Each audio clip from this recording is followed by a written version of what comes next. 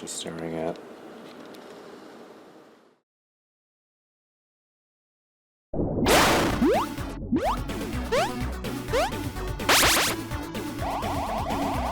Okay, hold on a minute. So you got a bunch of mines on the bottom of the floor. You've got rising water levels that brings the mines up and down and all that shit. And you're gonna put a fucking text box blocking my field of vision so I can't navigate these things properly? Who designed this shit? Fucking game dude? Nobody's going to get that. But most of you are probably wondering, what the fuck is a game dude anyway?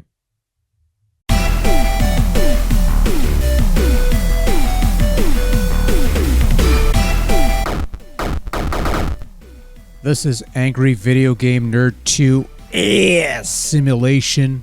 Emphasis on the word ass, because it's in the title.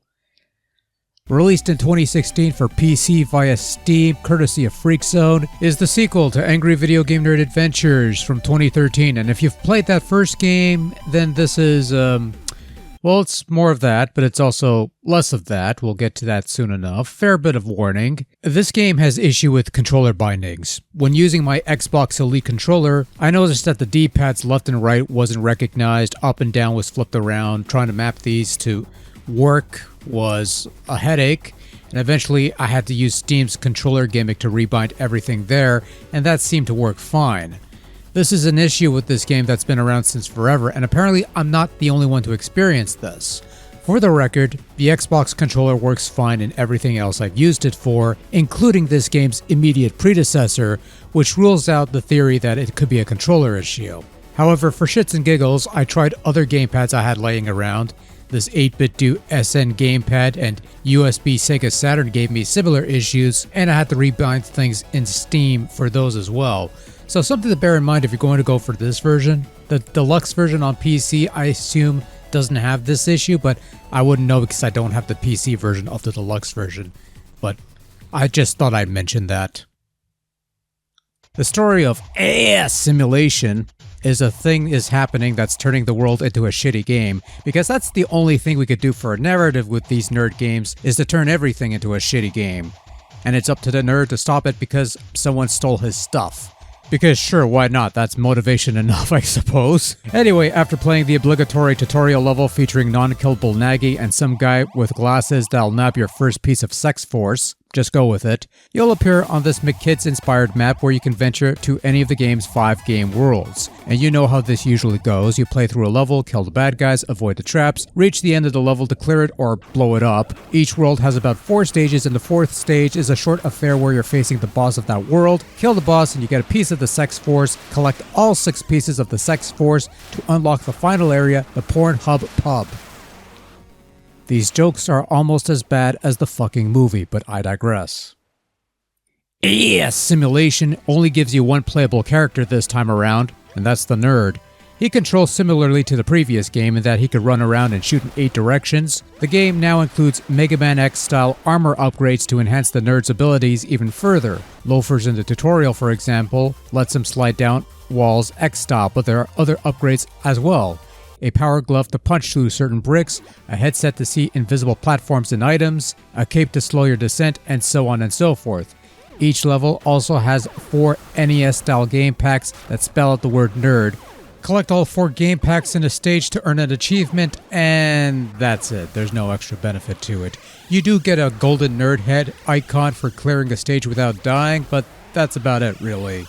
There's no additional benefit to getting the nerd carts beyond bragging rights, I guess, I suppose. Like the previous game, you have secondary weapons to pick up. No glitch gremlin or super mecha death Christ to help you out this time around, but you do have explosive F-bombs. The rock weapon has been upgraded to a slightly less useless rebound stone weapon, and there are even kegs of beer that serve as an emergency health boost at the press of a button, so that's a bit of something at least. In any event, AVGN2 ASSimilation offers more nerd platforming action, more levels, more gimmicks, and more inside humor and references that astute nerd fans will probably catch here and there. There are also references to other Cinemassacre things here and there, and also some guy with glasses. Vaguely familiar fellow. The levels themselves follow the same pattern as the previous game.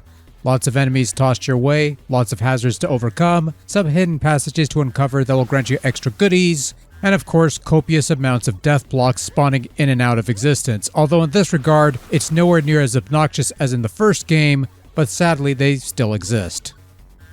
Generally speaking, this second outing isn't nearly as ball-busting as the first game. Maybe the difficulty is tamer in some respects, though not by much. Maybe the levels, despite having more of them, feel generally shorter or more faster paced, whatever seems more accurate. Maybe it's the fact that you could start each stage with a fresh stock of lives to burn through, at least in earlier skill settings, of which the game offers multiple, so if one feels a bit easy, bump it up a little higher. You have more than enough save slots this time around.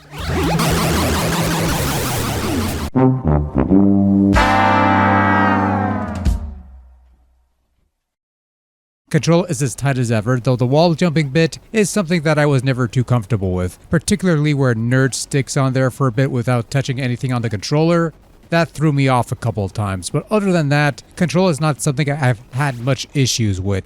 The power-up items you seek out certainly helps in dulling ASSimilation edge a bit, but it's not a total walk in the park. There are levels that still require a bit of recall and quick reflexes to overcome, and some of the gimmicks can be a bit devious, but I wouldn't call it as bad as the first. That said, if you didn't care for that first game due to the challenge and other things, number 2 isn't going to change your mind because it's really more of the same with a couple extra bits and a couple tweaks here and there.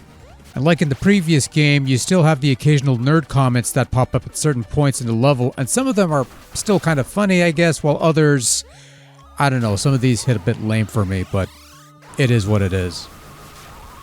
AVGN 2 maintains the pseudo-NES looking visuals of its predecessors with obviously more colors and special visual effects to give it that enhanced flavor.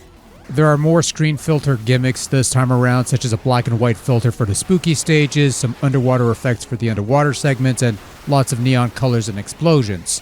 The filters are an acquired taste, and I much prefer when the game sticks with a cleaner look, but none of it looks downright awful or anything, it's just an embellishment for better or worse. It's worth noting that this original version not only features several cameo appearances from the Nostalgia Critic, in case you had no clue who I was referencing earlier, but also various characters and references to the Angry Video Game Nerd movie, which was a thing at the time. All of these were excised and replaced in the updated deluxe version, so if you wanted more Dark Onwards or whatever the name of that mech was at the time or whatever, this is the version to get. ASSimilation also continues with its high-quality chip-based sound processing. Some sound effects from the previous game have been recycled in typical NES fashion, along with some new sound effects that sound fine, I get. They fit the overall aesthetic. The music's a little more upbeat and action-packed sounding, and there's some good tunes to be found here. Admittedly, I'm more fond of the tunes from the first game, but this ain't too bad either. You know, again, different strokes for different folks, that sort of thing. But it's all good either way, I guess. Overall, Angry Video Game Nerd 2 ASSimilation is more nerd for your buck. It's certainly a much larger game in comparison to the first one, although it doesn't seem like it because the levels seem shorter in general or faster paced, whatever. And while there is the usual frustration factor with some of the challenge, it's only marginally less frustrating than it was previously, but not by much. All I could say is that if you didn't care for the first game, this isn't going to change your mind all that much, but otherwise, this is a worthy sequel to a fine game, and if you're into these sort of Nintendo hard retro platformer things, this is one worth checking out, if you could put up with the humor, which is also something of an acquired taste. But there's also a deluxe package that collects both this and the previous game together, and that might be the better deal. Or is it? I guess we'll find out next time.